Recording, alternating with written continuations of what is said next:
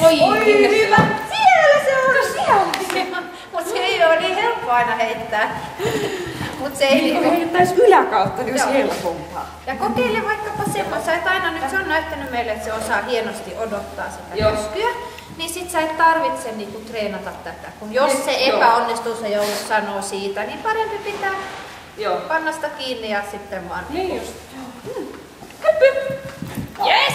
Wow! Hieno! Ilman sitä heittoa, katsotaan miten pitkään se menee. Kiitos!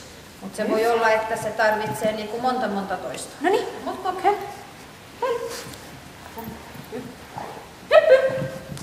Yes! Yes! Wow! Aika nopeasti se jää niinku. Niin, siellä niinku, kyllä. Joo. Mut noin mä ehkä tekisin. Oot sä sitten jo laittanut sen istumaan siellä ja ottanut sen takaisin vai? En oo tehnyt sitä. Okei. Sitten mä ehdottaisin, että sä niinku jatkat tätä vielä, että sä saat sen niinku kauemmas. Joo. Mutta sä voit hyvin ottaa tää vikapala, että täällä laitat sen istumaan, istu suunnilleen siinä, missä sä luulet sen sitten. Joo. Kävele itse pois. Joo, ja sitten sä otat sen tästä joko hyppysanalla tai sivu.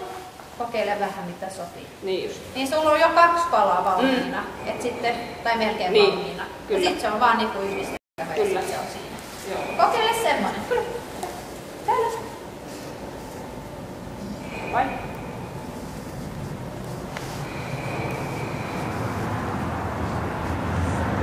Hyppy! No joo.